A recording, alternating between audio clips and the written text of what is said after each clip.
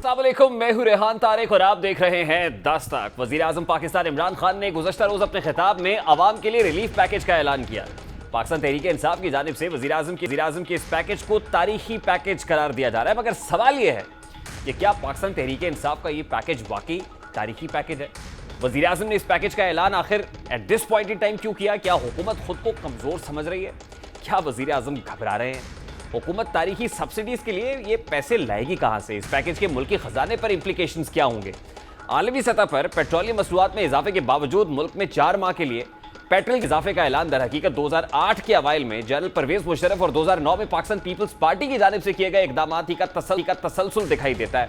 जब आलमी सतह पर तेल की कीमतें बढ़ने के बावजूद पाकिस्तान में तेल सस्ता किया गया, मौजूदा हुकूमत भी उन्हीं अदवार की पेट्रोलियम मसनूआत की कीमतें कम करने के लिए प्राइस डिफरेंशियल क्लेम्स यानी पीडीसी के नाम से मुतारिफ कराए जाने वाले प्रोग्राम की हुबहू नकल मुतारिफ कराने जा रही है। ताहम इन क्लेम्स का ज्यादातर हिस्सा पीएसओ को अदा ही नहीं किया गया था। कहा गया है कि बाद में इनको ये डेफर्ड पेमेंट्स होगी, बाद में दे दी जाएंगी, लेकिन वो अदा ही नहीं हुए और 12 साल गुजर जाने के बावजूद ये रकम अब तक वाजिबुल अदा है।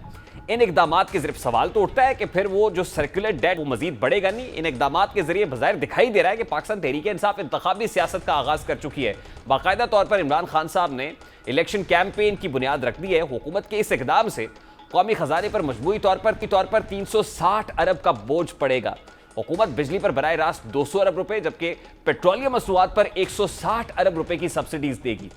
फिर सवाल तो यह भी है कि इन सब पैसे कहां से आएंगे? इसका जवाब खुद वजीर खजाना शौकत तरीन साहब ने दिया है। वो क्या फरमाते हैं, जरा उसकी एक झलक आपके सामने रखते हैं। हमारे पास बाकी जो है इस वक्त भी कुछ 280 बिलियन जो है हम FBR के रेवेन्यूज पे आगे हैं और अभी जो एग्जम्पशन हमने निकाली थी उससे भी कुछ फायदा होगा। PSDP वगैरह में तो सड़कें वगैरह बनाते रहते हैं इधर उधर, तो कुछ तो उधर से हमें थोड़े पैसे मिलेंगे। हम कोई इधर से ज़्यादा कटौती नहीं करेंगे, लेकिन करेंगे। कुछ हमारे एहसास फंड में पैसे पड़े हुए हैं, वो हमने ज़्यादा बजट किए हुए थे। कुछ हमारे जो हमारी ऑयल कंपनीज हैं उनके डिविडेंड्स हैं वो पड़े हुए हैं 3-3, 4-4 साल से, और वो काफ़ी बड़ी मिकदार है। टोटल कुछ तकरीबन ट्रिलियन 1.2 to 1.3 ट्रिलियन रुपीज़ के पड़े हुए हैं जो अभी तक हमने कैश नहीं किए, बिकॉज सर्कुलर डेट है तो उसकी वजह से वो निकल नहीं रहे थे। और तो ये सारी 3-4 चीज़ें अगर मिला लें तो हमारे पास जितने हमें चाहिए उससे ज़्यादा ही पैसे हैं। कि वही फाइनेंस मिनिस्टर साहब ने जो आज से पहले ये बता रहे थे कि इंटरनेशनल प्राइसेस, क्योंकि इंटरनेशनल मार्केट में बहुत ज्यादा हम पेट्रोलियम प्रोडक्ट्स की कीमतें कम नहीं कर सकते। आज वो बता रहे हैं कि हमने कुछ मैनेजमेंट कर ली है, अब हमने मैनेज कर लिया और जितने में दरकार है उससे ज्यादा पैसे हमारी किटी में हैं। हुकूमत न सिर्फ तरक्याती बजट के लिए मख्तस रकम इस पैकेज पर खर्च करेगी बल्कि IMF की जानिब से कोरोना फंड के लिए दिए गए $1 अरब, गैर तरक्याती प्रोजेक्ट्स के लिए मख्तस रकम FBR की जानिब से 281 अरब रुपए की इजाफी रिकवरी भी वजीर आजम के पैकेज पर खर्च की जाएगी, जबकि एहसास प्रोग्राम के मुकम्मल जो रकम है वो वजीर आजम के इस प्रोग्राम पर खर्च कर दी जाएगी। वजीर आजम की जानिब से पैकेज के ऐलान को ऑपोजिशन जमातें अपनी कामयाबी करार दे रही हैं। साथ ही खदशा जाहिर किया जा रहा है कि पाकिस्तान तहरीक आने वाली हुकूमतों के लिए टाइम बॉम्ब लगाने जा रही है। घबरा गया, पेट्रोल की कीमतों में 10 रुपया कम हो गया। कप्तान ने तो बिजली की कीमतों में भी आपको देख के डर के बिजली की कीमतों में भी 5 रुपए का कमी किया है।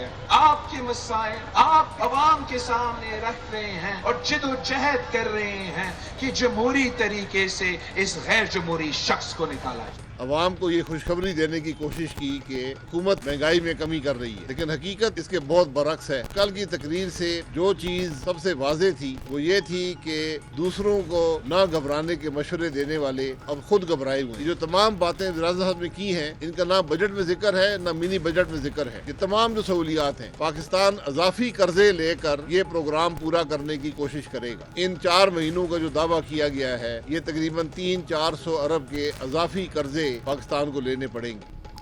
अब एक ऐसे वक्त में जब ऑपोजिशन जमातें अदम एतमाद के लिए पर तोल रही हैं, इत्तेहादियों से मुलाकातें हो रही हैं, वादे वईद हो रहे हैं, अहदो पैमान के जरिए हुकूमत से निजात के तरीक़ाकार पर तबादला ख्याल हो रहा है, वज़ीर आज़म पाकिस्तान ने भी ऑपोजिशन के इल्ज़ामात का जवाब ऐलानात और अवाम को रिलीफ देने के इक़दामात के जरिए देने का फैसला कर लिया है। बात यहां तक ही महदूद नहीं है बल्कि 3.5 बरस तक इत्तेहादियों से निस्बतन दूर रहने वाले वज़ीर आज़म भी इत्तेहादियों के मशवरों पर अमल करना शुरू हो गए हैं। मुस्लिम लीग काफ के सरबराह चौधरी शुजात हुसैन बार बार वज़ीर आज़म को महंगाई कंट्रोल करने और अवाम को रिलीफ देने का मुतालबा करते रहे हैं। आज वज़ीर आज़म काफ लीग के मशवरे पर अमल करते हुए अवाम को रिलीफ दे रहे हैं, जबकि आज ही वजीर आजम मुस्लिम लीग काफ के सरबराह चौधरी शुजात हुसैन की इयादत के लिए ज़हूर इलाही पैलेस पहुंचे हैं। उनसे मुलाकात हुई है। आज तकरीबन 27 मिनट ये मुलाकात जारी रही है, जिसमें रिपोर्टेडली इत्तेहादियों ने कह दिया है कि हम डट कर आपके साथ खड़े हुए हैं। लेकिन यह बात तो मुनस इलाही साहब ने एक तकरीब के दौरान भी कही थी, लेकिन उसके बाद मुनस इलाही साहब उस वक्त का हिस्सा थे जो जरदारी साहब से मिलने के लिए बिलावल हाउस पहुंचा था। क्या हो रहा है इत्तेहादियों के यहाँ? और अभी काफ लीग से मुलाकात के बाद रिपोर्टेडली वजीर आज़म इमरान खान साहब ने MQM के मरकज़ बहादराबाद भी जाना है, वहाँ जाएंगे।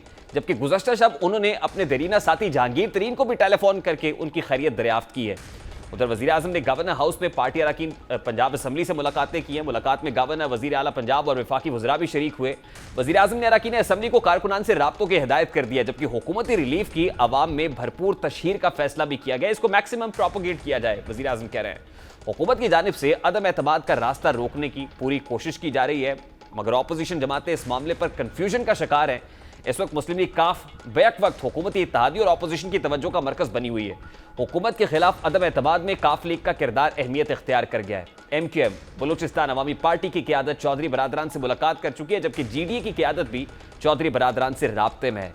साबिक सदर आसिफ अली जरदारी और चौधरी बरादरान में भी 2 मुलाकातें हो चुकी हैं। इसके अलावा चौधरी बरादरान की नून लीग की क़यादत और मौलाना फजलुर रहमान से भी मुलाकातें हो चुकी हैं। गुज़श्ता रोज़ चौधरी बरादरान की जमात इस्लामी की क़यादत हुई, उसकी अंदरूनी कहानी भी सामने आई। दौरान मुलाकात जमात इस्लामी के एक रहनुमा की जानिब से चौधरी शुजात हुसैन से पूछा गया कि आप चौधरी परवेज़ इलाही को शेरवानी कब पहना रहे हैं, जिस पर चौधरी शुजात हुसैन ने जवाब दिया कि PTI और नून लीग नहीं चाहती कि परवेज़ इलाही वज़ीर आला बने। ज़राए के मुताबिक सरबराह काफ लीग का मजीद कहना था कि दोनों को खदशा है कि काफ लीग दोबारा मजबूत ना हो जाए। उनको खदशा है कि जो लोग उनकी पार्टी में गए वो वापस काफ लीग में ना आ जाए। हमने गुज़श्ता रोज़ भी अपोजिशन में मौजूद डेड किया था और आज चौधरी बरादरान का मौक़िफ़ भी इस बात की दलील है कि अपोजिशन अदम एतमाद के मामले में तकसीम है। पाकिस्तान मुस्लिम लीग नून के सीनियर रहनुमा जावेद लतीफ़ के मुताबिक अदम एतमाद से अशराफिया फ़ायदा उठा सकती है। और हमारे प्रोग्राम में राना तनवीर ने और चौधरी मंजूर साहब ने क्या कहा था, ज़रा उसकी एक हल्की सी झलक आपके सामने रखते हैं, उसके बाद मेहमानों की जाने पड़ता है। बाकी साहब कह रहे हैं कि कोई जरूरत नहीं है, सिर्फ अपने एतमाद को कामयाब कराना है और उसके बाद नई हुकूमत बनाने की जरूरत नहीं। इसका क्या मतलब है? वो किसके खिलाफ ये बात कर रहे हैं? पीपल्स पार्टी ने तो कह दिया था कि शहबाज शरीफ बन जाए, तो वो फिर अपने लोगों के खिलाफ ही बात कर रहे हैं। अदम एतमाद कामयाब होने से इस कौम को कुछ नहीं मिलेगा, इस कौम को नहीं, अशराफिया को बहुत कुछ मिलेगा। अगर इसको कुछ देना है, अगर इस कौम को निजात देनी है, बीमारियों से आजाद करना है, इस कौम को बचाना है, मुल्क को, तो फिर नवाज शरीफ को पाकिस्तान आना पड़ेगा। ये जावेद लतीफ़ साहब क्या कह रहे हैं, इसका जवाब तो जावेद लतीफ़ साहब ही दे सकते हैं और कुछ ही देर में हमारे साथ प्रोग्राम में मौजूद होंगे, उनसे जवाब लेने की कोशिश करेंगे कि जावेद लतीफ़ साहब अगर अदम एतमाद अशराफिया को फ़ायदा पहुंचाएगी तो फिर अदम एतमाद की तैयारी भी तो आप ही कर रहे हैं और आप ही ये कह रहे हैं कि आप छुटकारे के लिए अदम एतमाद की तरफ जाएंगे। इस वक्त सीनियर सहाफ़ी तजियाकार सलीम बुखारी साहब ने हमें स्टूडियोज़ में ज्वाइन किया है। अस्सलाम वालेकुम बुखारी साहब, and very warm welcome sir. Sir सबसे पहले तो हमेशा की तरह बड़ा सादा सा सवाल है सर कि इस वक्त 2 मंजरनामे दिखाई दे रहे हैं। एक वो है जिसमें इमरान खान साहब हैं जो आवाम के लिए रिलीफ पैकेज का ऐलान कर रहे हैं, वो इत्तेहादियों से मिल रहे हैं, वो जहांगीर तरीन साहब से टेलीफोनिक कॉन्वर्सेशन कर रहे हैं। दूसरी तरफ अपोजिशन जो है वो डेडलॉक का शिकार दिखाई देती है। ऑल्दो पीपल्स पार्टी का मार्च जारी है, लेकिन मुस्लिम लीग नून के यहाँ अभी भी एक मखमसा है जिसका वो शिकार दिखाई देते हैं। क्या वजीर आजम ने वो जो घबराहट थी, वो पैनिक था, प्रेशर था, अब वो काफ़ी ईज ऑफ हो गया सर? एक तो आपके सादा सवाल मार देते हैं, आदमी को बड़ा मुश्किल हो जाता है जवाब देना उसका, लेकिन मैं कोशिश करता हूँ फिर हमेशा की तरह से।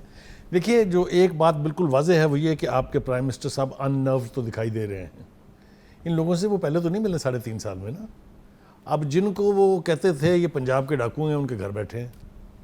जिनके खिलाफ ट्रंक लेके गए थे पूरी एविडेंस का लंदन में मुकदमा करने के लिए, वहाँ कल जा रहे हैं। तो इससे आपको कुछ दिखाई नहीं देता, ये स्ट्रेंथ है, इससे it's a demonstration of weakness. ये बिल्कुल मैं कन्विक्शन से कह रहा हूँ। लेकिन काफ लीग को क्या चाहिए था? वज़ीर आज़म चलकर उनके घर चले गए, काफ लीग ने ऐलान किया हम डट कर कप्तान के साथ खड़े हुए हैं, दैट्स इट। अगर तो उनका ख्याल ये है कि इमरान खान साहब अपनी पार्टी का पंजाब में मेजॉरिटी होते हुए उनको चीफ मिनिस्टर बना देंगे, ये तो भूल जाए। अगर वो उनको चीफ मिनिस्टर बनाएगी तो वो अपोजिशन ही बनाएगी। सर चीफ मिनिस्टर तो वो भी बनाने के लिए तैयार नहीं है ना। मैं आ रहा हूँ ना उसके ऊपर, मैं आ रहा हूँ। देखिए, चॉइसेस की बात है ना, उनमें से पीपल्स पार्टी चाहती है कि वो बन जाए। नून लीग की रिजर्वेशंस हैं और ऑब्वियसली स्टेक्स तो नून लीग के हैं। और स्टेक नून लीग के हैं, इसलिए कि पंजाब आज भी मेजॉरिटी, दूसरी लार्जेस्ट मेजॉरिटी उनके पास है। आने वाले वक्त में तो कहा यह जा रहा है कि कंप्लीट मेजॉरिटी उनके पास होगी। खैर वो तो जब वक्त आएगा तो देखेंगे। तो एक तो मैं बिल्कुल कन्विक्शन से ये समझता हूँ कि प्राइम मिनिस्टर साहब थोड़ा सा हिले हैं। वो जो एरोगेंस का लेवल था उनका वो थोड़ा सा जरा शेकी और उनके हिलने जुलने से जो अदम एतमाद के बादल छा रहे थे वो छट गए सर? नहीं, वो बिल्कुल नहीं छटे हैं ना, इसलिए कि ये तो वो लोग हैं जिनको वो अब केयर कर रहे हैं। But there is a third factor also जो हम कन्वीनियंटली भूल जाते हैं, एंड दैट इज जहांगीर तरीन। उनसे कॉन्वर्सेशन हो गई सर? कॉन्वर्सेशन तो उनसे पहले भी कर लेनी चाहिए थी ना, जो 1.5 साल से वो नाराज है। देर आया दुरुस्त आया सर। देखिए वो अब स्टेज गुजर गई है। आप वो मीटिंग याद रखिए लाहौर में जो हुई थी, जिसमें खुद जहांगीर तरीन साहब मौजूद थे, सिवाय झंग के 3 लोगों के, जिनमें से 2 MP और 1 MNA था, बाकी मेजॉरिटी जो 23-24 लोग वहाँ बैठे हुए थे, उन्होंने कहा कि जनाब आप जाएं नून लीग के साथ। अगर तो ये ग्रुप इंटैक्ट है और इमरान खान साहब के साथ नहीं है तो ना इन्हें MQM चाहिए ना इनको काफ लीग चाहिए। उनके पास वो नंबर पूरा है जिससे वोट ऑफ नो कॉन्फिडेंस कामयाब हो जाए। यानी इस वक्त opposition is more eyeing on Jahangir Tareen group rather than Pakistan Muslim league काफ या फिर MQM। उन्हें लग रहा है कि MQM जो है वो ज्यादा डिमांड्स करेगी या काफ लीग डिमांड ज्यादा करेगी, हम वीक पोजीशन पे आ जाएंगे। Jahangir Tareen group can serve the purpose for a moment. लेकिन सर जहांगीर तरीन ग्रुप भी अगर ऐसा करने को तैयार हो जाता है या राजी हो जाता है, वैसे एक कुछ लोगों के नाम भी जो है वो न्यूज में छापे और सुहेल वड़ाई साहब ने कुछ काम भी किया। उस तरफ मुझे आने दें। जी जी देखिए जो मुतालबा सबसे बड़ा है नून लीग से जहांगीर तरीन के ग्रुप का, वो ये कि आप जो हमारे लोग आपको आपके हक में वोट देंगे उनके लिए अगले इंतखाबात में टिकट्स आप इशू कर दें। अब देखिए ये डूएबल डिमांड्स है, कोई इम्पॉसिबल नहीं है। अभी भी इसके ऊपर सोचो विचार हो रहा है नून लीग में कि हमारे अपने बंदे जो हैं उनका फिर हम क्या करेंगे, जो इलेक्टेबल्स भी हैं जिन्होंने पार्टी का साथ भी दिया। बट मैंने जो कहना चाहा था वो ये कि नून लीग की या अपोजिशन की रिलायंस अब चौधरी साहब और MQM पर कम है। फोकस उनका जो है वो जहांगीर तरीन ग्रुप है। मगर उनकी ये ख्वाहिश ज़रूर है to further weaken the prime minister. अगर उनके एलाइज भी इनके साथ आ जाते हैं तो फिर तो क्या कहने हैं। बट वो Khalid sahab there is another issue sir. आप वोट ऑफ नो कॉन्फिडेंस लाते हैं और कामयाब भी करा लेते हैं, जो ऑल्दो अभी बड़ा मुश्किल लग रहा है। वो अभी तो बहुत सारी आईनी पेचीदगियां हैं, डिफेक्शन क्लॉज लगेगी, लोग आएंगे नहीं आएंगे, प्राइम मिनिस्टर के खिलाफ लाएं, स्पीकर के खिलाफ लाएं, पंजाब में लाएं, so many things are yet to be decided. आ भी जाती है सर, उसके बाद का जो फ्रेमवर्क है वहाँ जो डेडलॉक है पीपल्स पार्टी और नून लीग का, और फिर जो जावेद लतीफ़ साहब फरमा रहे हैं कि इसका फ़ायदा तो अल्टीमेटली अशराफिया को होगा। देखिए ये आपने बहुत अहम सवाल किया है और मेरे ख्याल से फोकस भी इसी के ऊपर होना चाहिए। देखिए गुजारिश ये है कि जिसका नाम नवाज शरीफ है वो इस बात पर अड़े हुए हैं कि जो ही ये वोट ऑफ नो कॉन्फिडेंस से जाएंगे, जो भी इंटरम सेटअप हो उसको फौरी तौर पर इलेक्शन अनाउंस करने चाहिए असम्बलियाँ तहलील करके। यही वो नुक्ता है जिसके ऊपर वो ना सिर्फ अड़े हुए हैं बल्कि जो उनकी पार्टी के लोग हैं या दूसरी अपोजिशन के लोग हैं जिसमें आसिफ अली जरदारी साहब शामिल हैं, वो अभी उनको कन्विंस नहीं कर पाए हैं कि आप अपना ये मौक़िफ़ बदल दें। विद इन पाकिस्तान मुस्लिम लीग नून भी इसमें कोई डिसेंट है? यानी शहबाज शरीफ साहब ये समझते हैं कि वो शेरवानी पहनेंगे वज़ीर आज़म बनेंगे तो 1-1.5 साल तक तो वज़ारत उज़्मा को इंजॉय करना चाहिए। नवाज शरीफ साहब या मरियम बीबी कैंप ये समझता है कि नहीं फौरी इंतखाबात होने चाहिए क्योंकि पॉपुलर वोट उनके साथ होगा। तो विद इन द PMLN भी इसमें कुछ दरारें हैं सर? इस हवाले से शहबाज शरीफ साहब का बयान बिल्कुल वाज़ेह है। उन्होंने वाशगाफ अल्फाज में कहा ये कैटेगोरिकली कि मैं वही करूँगा जो मेरा भाई कहेगा। ये मैं आपको ताज़ा तरीन बयान बता रहा हूँ उनका। तो एक तो ये तसव्वुर करना कि कुछ चीज़ ऐसी हो जाएगी नून लीग में या नून लीग के किसी धड़े में जिसको नवाज शरीफ साहब अप्रूव नहीं करेंगे, इसका तो कोई इम्कान न पहले था ना है ना आने वाले वक्त में होने जा रहा है। तो वो तो बिल्कुल तय है। अब देखना ये है कि क्या ये सारे मिल के नवाज शरीफ साहब को थोड़ा सा अपने उस सख्त मौक़िफ़ से सॉफ्ट कर पाते हैं या नहीं। Everything will depend on that. But he is not flexible at the moment, ये आप कह रहे हैं। आप और मैं इस पर प्रोग्राम से पहले तो इत्तफाक करते थे, अब अगर हम में इख्तलाफ हो गया तो वो अलग बात है। Nawaz Sharif is a tough guy, you know that. उसने अपनी 3 हुकूमतें गंवाई हैं, उसने 4 आर्मी चीफ से झगड़ा किया, उसने 3 चीफ जस्टिस से झगड़ा किया। He is not just a doll, he is a very strong nerve person. He is fighting, he wants to continue this fight. देखिए सर, अगर वो स्ट्रॉन्ग नर्व पर्सन है, वो 3 बार वज़ीर आज़म रह चुके हैं, वो हालात की संगीनी को बेहतर तौर पे जानते हैं, उन्हें दराक है, तो इसका मतलब ये समझा जाए सर जो छोटी जमातें PDM की जो ये चाहते हैं कि उनके हिस्से में कुछ ना कुछ आ जाए, किसी को कोई वजारत मिल जाए, कोई स्पीकर बन जाए, कोई चेयरमैन सेनेट बन जाए, तो वो कहानी तो फिर ख़त्म समझे। नहीं, मेरे ख्याल से वो अकोमोडेट करेंगे ज़रूर उनको, लेकिन डोमिनेंट फैक्टर जो है वो Pakistan Muslim League Nawaz under the nose of Nawaz Sharif रहेगी। उनको मिलेगा ज़रूर, क्योंकि मौलाना फजल रहमान ने बहुत साथ दिया है। मुखालिफ साहब जावेद लतीफ़ साहब ने हमें ज्वाइन कर लिया। अस्सलाम वालेकुम जावेद लतीफ़ साहब, बहुत बहुत शुक्रिया आपके वक्त के लिए सर। सबसे पहले तो let's quickly come to the point sir. आपने गालिबन अपनी कॉन्स्टिट्यूंसी के अंदर अपने कॉन्स्टिट्यूएंट से खिताब करते हुए कहा कि अदम एतमाद की तहरीक अगर आती है तो इसका फ़ायदा अशराफिया को होगा। अगर ये दुरुस्त है तो फिर अदम एतमाद की तहरीक नहीं लानी चाहिए, इसका मतलब ये? नहीं, मैंने जो बात कही थी वो मुकम्मल इस तरह है कि मैंने कहा था कि अगर अदम एतमाद की तहरीक को कोई हमारी मंजिल समझे तो वो गलत है। हमने जो जद्दोजहद शुरू की है नवाज शरीफ की क़यादत में आइन कानून की बालादस्ती के लिए, ये उसके रास्ते में एक रोड़ा है जो हट जाएगा, मगर हमारी मंजिल जो है वो साफ शफाफ इंतखाबात हैं, फ्रेश मैंडेट है अवाम से लेना। जो भी अवाम जिसको मुंतखब करते हैं, जिस जमात को अगर आज़ादाना उसको पॉलिसियां बनाने दी जाएंगी, अवाम का भी एतमाद होगा और इस सूरत हाल से पाकिस्तान को निकाला जा सकेगा जिसमें फंसा दिया है 4 सालों में हुकूमत वक्त ने। ये मैंने बात की। लेकिन और अगर साफ शफाफ इंतखाबात नहीं होते तो सिर्फ अदम एतमाद ही होता है कामयाब, तो उसका फायदा अशराफिया को जरूर होगा मगर अवाम को उसका फायदा नहीं पहुंचेगा। बिल्कुल ठीक है जावेद लतीफ़ साहब। मेरे साथ सलीम बुखारी साहब भी हैं, गालिबन कुछ सवाल करना चाह रहे हैं, लेकिन उससे पहले आपका जो बयानिया है असल में वही है जो नवाज शरीफ साहब का है या मरियम बीबी का है। दूसरी तरफ इस वक्त पाकिस्तान पीपल्स पार्टी या फिर जिन एलाइज के साथ हुकूमती इत्तेहादियों से मुलाकातें हुई हैं, वो काफ लीग है जो वजारत आला भी चाहती होगी और भी उनकी कुछ डिमांड्स होंगी, वो MQM हो या दीगर छोटी बड़ी जमातें हों, वो तो ये चाहेंगे कि उनके पहले मुतालबात जो अपोजिशन उनको दे सकती वो पूरे किए जाएँ, 1-1.5 साल तक ये सेटअप चले, उसके बाद इंतखाबात की तरफ जाएँ। तो इसका मतलब है कि ये तो कोई काबिल अमल और काबिल कबूल हल नहीं है as far as Pakistan Muslim League Noon is concern. तो फिर अदम एतमाद का चैप्टर क्लोज ही समझे सर? नहीं, जो मैंने बात की है आपने बिल्कुल उसको बड़ी वजाहत से बयान कर दिया कि अगर इस सेटअप ने जो अदम एतमाद की कामयाबी की शक्ल में बनेगा, उसने अगर साल सवा साल चलना है तो आवाम को कुछ नहीं मिलेगा। अवाम का एतमाद उस वक्त बहाल होगा अगर फौरी इंतखाबात अनाउंस किए जाते हैं। अब आ जाए जो बात आपने की है इत्तेहादियों के हवाले से, तो बात सीधी सी है कि अगर हमने यही कुछ करना था तो फिर 4 साल ये रगड़ा क्यों खाया और 4 साल जेलें क्यों काटी? जिस काज के लिए जेल काटी थी, अगर वो पूरा नहीं होता, वो अवाम को जो होप दी थी हमने, जो होप इन्होंने खत्म कर दी 4 सालों में, तो फिर अदम एतमाद की कामयाबी से खाली फायदा नहीं हो सकता। नए मुनसिफाना, आज़ादाना और तमाम अदारे अपनी अपनी डोमेन में रहें। किसी अदारे को ये हक हासिल नहीं कि वो मेरी हमायत करे या आपकी मुखालफत करे। You have a very valid point Javed Latif sahab, और बिल्कुल वोट को इज्जत दो का जो बयानिया है ऑब्वियसली वो भी फिर प्रिवेल करना चाहिए जो पाकिस्तान मुस्लिम लीग नून का है। लेकिन eight this point in time जो हालात दिखाई दे रहे हैं, वज़ीर आज़म साहब ने एक रिलीफ पैकेज का ऐलान किया गुज़श्ता रोज़, आज वो फिर उसके बाद जहांगीर तरीन साहब से टेलीफोनिक कॉन्वर्सेशन भी हो गई, आज वो चौधरी बरादरान के यहाँ भी पहुँच गए, अब MQM बहादराबाद उनकी अगली मंजिल भी है। तो अभी तक जो है वज़ीर आज़म इमरान खान साहब इस असहाबी जंग के अंदर से तो निकलते हुए दिखाई दे रहे हैं। नहीं, जो आप समझ रहे हैं ना कि इत्तेहादियों पे बेस करके अदम एतमाद लाया जाएगा, मेरा ख्याल है कि शायद इस तरह मुनासिब नहीं देखना।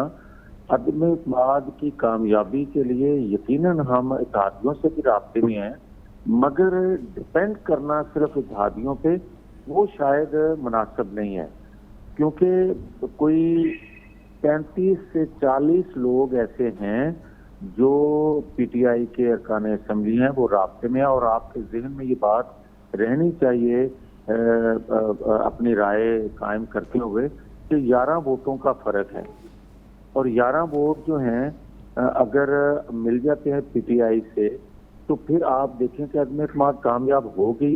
और हम जिस बेस पे ये अदम एतमाद की ख्वाहिश कर रहे हैं या कोशिश कर रहे हैं, उसकी भी एक बुनियादी वजह ये है कि हम चाहते हैं कि गैर आइनी तरीके से बनाई हुई हुकूमत जो है उसको भी आईनी तरीके से जावेद लतीफ साहब, अगर आपके इस आर्गुमेंट को बाय कर लिया जाए, कहा जा रहा था कि पाकिस्तान मुस्लिम लीग नून के टिकट की डिमांड हो रही है और कुछ फैसलाबाद से लोग हैं, गुलाम बीबी भरवाना का नाम भी आया, उसमें रियाज फतियाना साहब का भी आया, राजा रियाज का भी आया, एक दो लोगों ने तो उसमें से खुद उसको निगेट कर दिया है। मतलब रियाज फतियाना साहब ने कहा नहीं ऐसी कोई बात नहीं है, गुलाम बीबी भरवाना से मुतल्लिक कहा गया ऐसी कोई बात नहीं है। तो क्या ये स्पेकुलेशन ही है या वाकई इसमें कोई सदाकत भी है कि ये लोग वाकई आना चाह रहे हैं, नून लीग को ज्वाइन करना चाह रहे हैं? आप ये देखें कि नूर आलम साहब जो हैं उनको मुख्तलिफ कमेटियों से हटा दिया गया, इसके बावजूद वो बोलते रहे। आज अगर आप उनसे सवाल करें ना अदम एतमाद की तहरीक आने से पहले, तो वो भी यकीनन यही कहेंगे कि मैं तो किसी चीज़ का हिस्सा नहीं हूँ,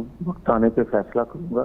तो ये जो वजाहतें आती हैं आखिर कोई वजह होती है। अगर ये इनके इत्तेहादी और पीटीआई के लोग इनके साथ इसी तरह खड़े हों, तो फिर आप मुझे ये बताएं कि आज चौधरियों के पास जाने की या बहादराबाद जाने की या जहांगीर तरीन साहब से बात करने की फिर जरूर पेश ना आए। जावेद लतीफ साहब, पेट्रोल एक कॉन्स्टिट्यूशनल मैटर भी है ना सर, डिफेक्शन क्लॉज का या फ्लोर क्रॉसिंग का, और यकीनन कोई भी ये तो ओपनली जब पाकिस्तान तहरीक इंसाफ के लोगों को खुद वोट ऑफ नो कॉन्फिडेंस के लिए आगे आना पड़ेगा और शो करना पड़ेगा कि हम है जी जो वजीर आजम के खिलाफ वोट दे रहे हैं, तो ऐसा कोई करने की जरूरत को हौसला करेगा जब उसे पता होगा डिफेक्शन क्लॉज लगेगी? जी, जब उनको ये इल्म होगा कि इंतखाबात होने जा रहे हैं, तो फिर मुझे ये बताएं कि इस हुकूमत के साथ कौन खड़ा रहेगा। आप बात करते हैं इलेक्टेबल की, जो इलेक्टेबल होते हैं वो यकीनन ऐसे मौसम में या ऐसी सूरत हाल से दो चार होते हैं कि हलकों में जाते हैं तो वहाँ से वो मुख्तलिफ किस्म के सवाल सुनने को मिलते हैं। गवर्नमेंट जो होती है वो डिलीवर नहीं कर पा रही होती, तो फ्यूचर प्लानिंग जो है इन्हीं दिनों में लोग वैसे भी करते हैं। ये तो हम अदम एतमाद ला रहे हैं, अदरवाइज भी इन दिनों में आकर हुकूमत से नाखुश लोग जो होते हैं वो दीगर साइडों को रुख करते हैं। ये आज नई बात नहीं है। जावेद लतीफ साहब की गुफ्तगू भाई साहब आप सुन रहे हैं, अब आप जावेद लतीफ साहब से कुछ सवाल आप करना चाह रहे थे, लेकिन आपको लगता है कि eight this point in time जो है वो लोग अपना रुख चेंज करेंगे या पंछी का हौसला बदलने के लिए तैयार है? सर जी मियाँ साहब, मैं आपसे सिर्फ ये पूछना चाहता हूँ, हम समझते हैं कि आप यहाँ पर पाकिस्तान में मरीम नवाज़ के भी और नवाज शरीफ साहब के भी एक तरह से स्पोक्स पर्सन हैं, उन्हीं की लाइन को आप टो करते हैं। मुझे ये बताइएगा कि अगर एस्टेब्लिशमेंट अभी तक पीटीआई के साथ है, तो आप समझते हैं कि तहरीक अदम एतमाद जो है वो कामयाब हो सकती है? मैं आपको तारीखी हवाला एक दे दूं कि ये एक ही दफ़ा कामयाब हुई थी, वो थी सिकंदर मिर्ज़ा के दौर में, और उसको स्पॉन्सर भी उन्होंने ही किया था। तो क्या आप समझते हैं कि माहौल ऐसा बन गया हुआ है कि एस्टेब्लिशमेंट जो है वो ज़रा थोड़ा सा पीछे है, और जो मुज़ाकरात हो रहे थे लंदन में, जिसका हवाला भी आप ही ने अपनी एक गुफ्तगू में दिया था, क्या वो किसी मंतकी अंजाम तक पहुँच गए हैं? बुखारी साहब, शुक्रिया आपका। मैं आपके जज्बात को आगे लेकर बढ़ता हूँ। सिर्फ दूसरे तीसरे लोगों का जिनका आपने जिक्र किया, खाली उनका नहीं है, मैं आपके जज्बात को भी हमेशा देखता भी हूँ, फॉलो भी करता हूँ। मगर मैं जो आप फरमा रहे हैं ना, देखिए पाकिस्तान की हिस्ट्री ये रही है कि ताकतवर हलकों के बगैर ना अदम एतमाद की तहरीक आती है और ना कामयाब होती है, ये एक हकीकत है। मगर हम तो उसको बेस कर रहे हैं जो DGISPR की स्टेटमेंट है कि हम न्यूट्रल हैं, हम किसी सियासी खेल का हिस्सा नहीं, हम किसी डील का हिस्सा नहीं उसको, मगर हमारे पास आईनी रास्ता और कोई नहीं है अदम एतमाद के अलावा। But Mian Sahab, what do you feel and what is your gut feeling कि वाकई इदारे न्यूट्रल है, मतलब at this point in time? देखें बात यह है कि ये तो पता चलेगा अदम एतमाद की जब आप तहरीक टेबल करेंगे उस वक्त। और मैं ये बार बार पहले भी कहता हूँ, आज फिर से दोहरा रहा हूँ कि दुनिया में जहाँ आईनी रास्ते बंद कर दिए जाए उन रियासतों को नुकसान हुआ है, वहाँ के अदारे कमजोर हुए हैं। पाकिस्तान के अंदर भी जब जब आईनी रास्तों को बंद किया गया, पाकिस्तान ने भी उसका खमियाजा भुगता है। तो हम ये समझते हैं कि एक तरफ पूरी आवाम खड़ी हो, पूरी पाकिस्तानी कौम आवाजें दे रही हो, तो अदारों में बैठे लोग जो हैं वो आवाम के अगेंस्ट खड़े नहीं हो सकते, ये भी एक हकीकत है। तो मैं ये समझता हूँ कि जो हालात पाकिस्तान के आज हैं और जिस तरह बुरा भला कहा जा रहा है और तमाम मसाइल का जो है मुजब हुकूमत वक्त को ठहराया जा रहा है, तो उसके बाद मैं नहीं समझता कि अदारे जो हैं वो न्यूट्रल ना हो। भैया साहब बहुत बहुत शुक्रिया आपके वक्त के लिए। बुखारी साहब, thank you very much for joining us. काफ़ी तजज़ियाकार सलीम बुखारी साहब और मियां जावेद लतीफ़ साहब हमारे साथ मौजूद थे। गुफ्तगू आपने सुनी है। We have to take a very quick short break ji. कप्तान की टीम का एक और खिलाड़ी पवेलियन लौटने को बेताब क्यों है, और वो कप्तान की टीम का नाराज़ खिलाड़ी हमारे साथ मौजूद होगा इस ब्रेक के बाद। हमारे साथ रहिए।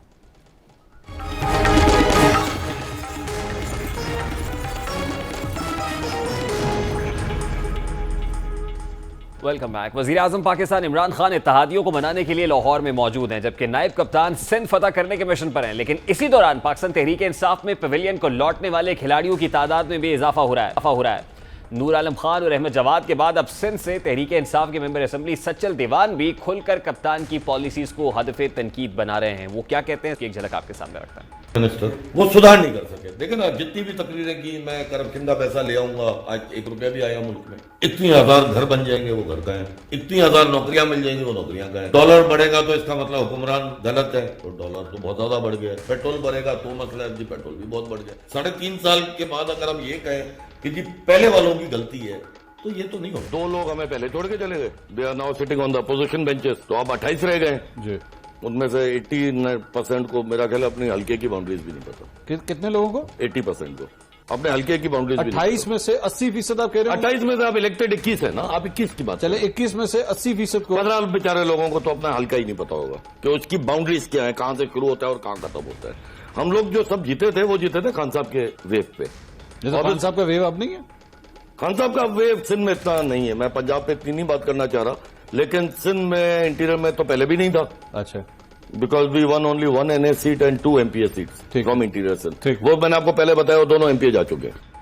अक्सर तहरीक इंसाफ के नाराज रहनुमा सच्चल दीवान खुद हमारे साथ मौजूद हैं। अस्सलाम वालेकुम दीवान साहब, बहुत शुक्रिया आपके वक्त के लिए। दीवान साहब, सबसे पहले तो फरमाइएगा, अहमद जवाद के बाद पाकिस्तान तहरीक इंसाफ के नाराज रहनुमाओं की फहरिस्त में अब एक और इजाफा सच्चल दीवान की सूरत हो गया?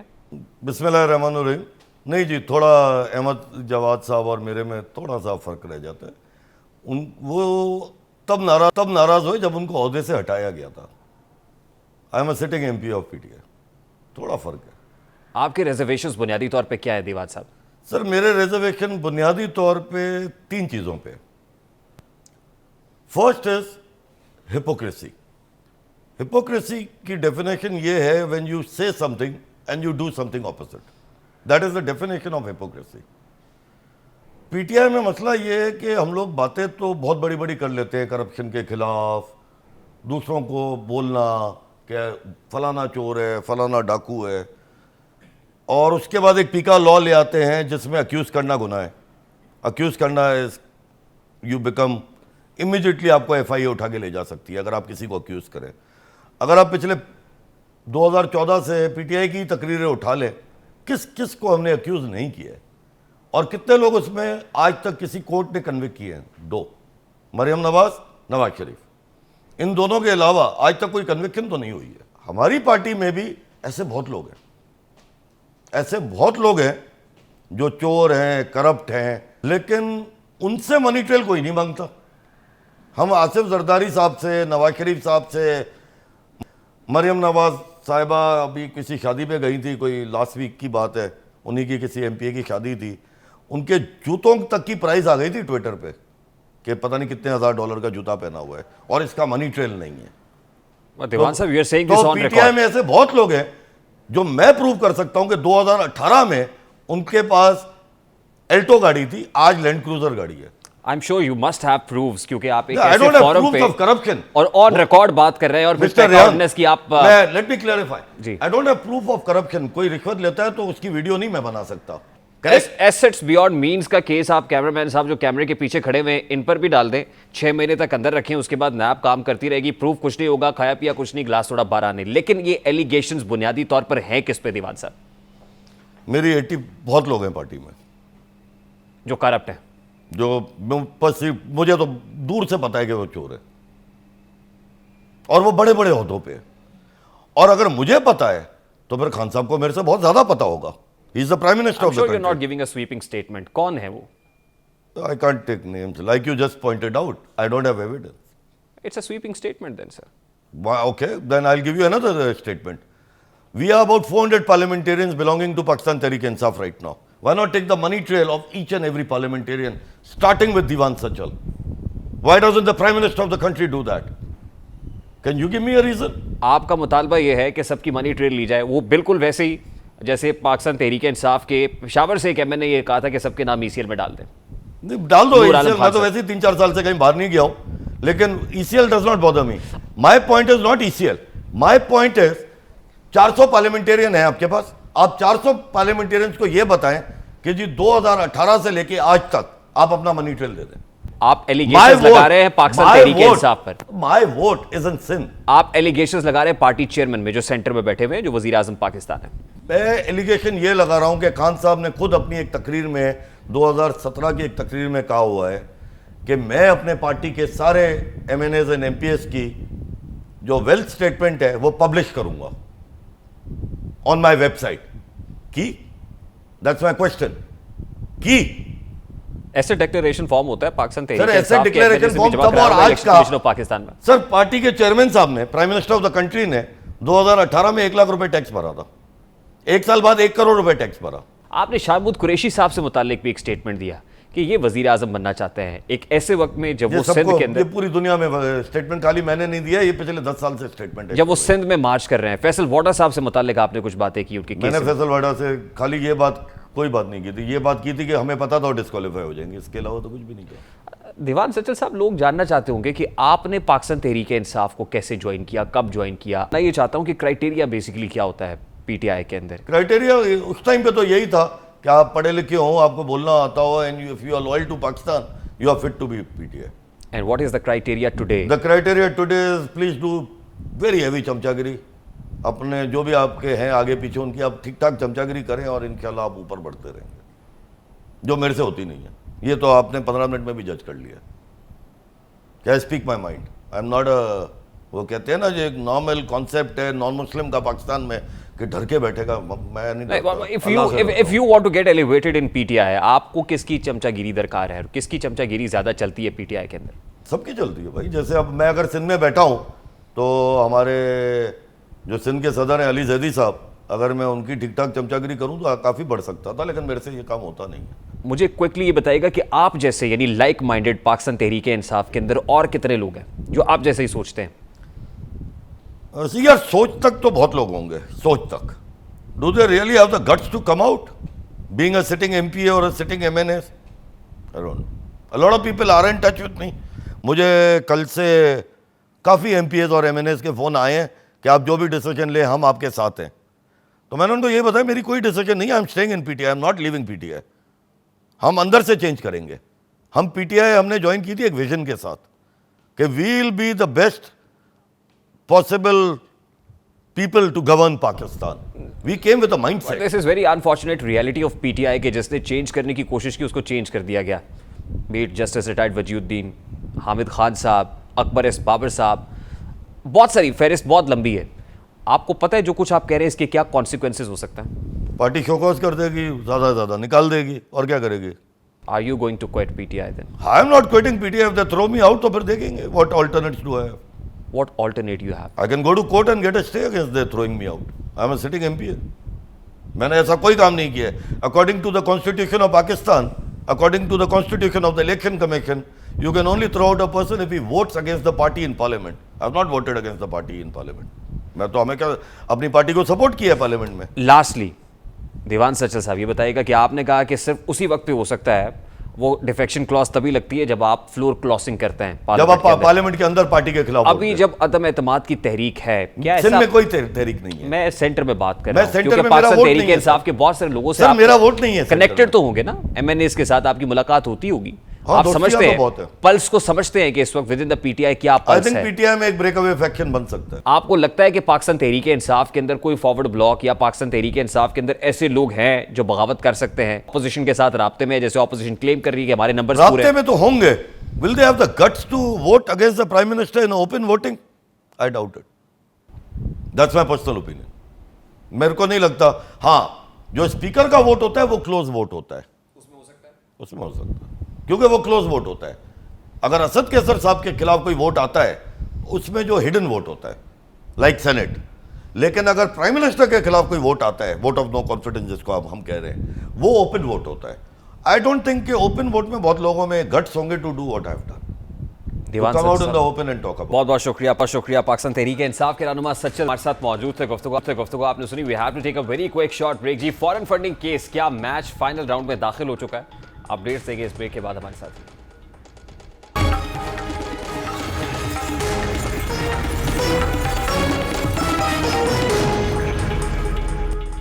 Welcome back. इलेक्शन कमीशन ने मुबैना ममनुआ फंडिंग केस में स्क्रूटनी कमेटी की रिपोर्ट पर तहरीक इंसाफ से जवाब तलब कर लिया है।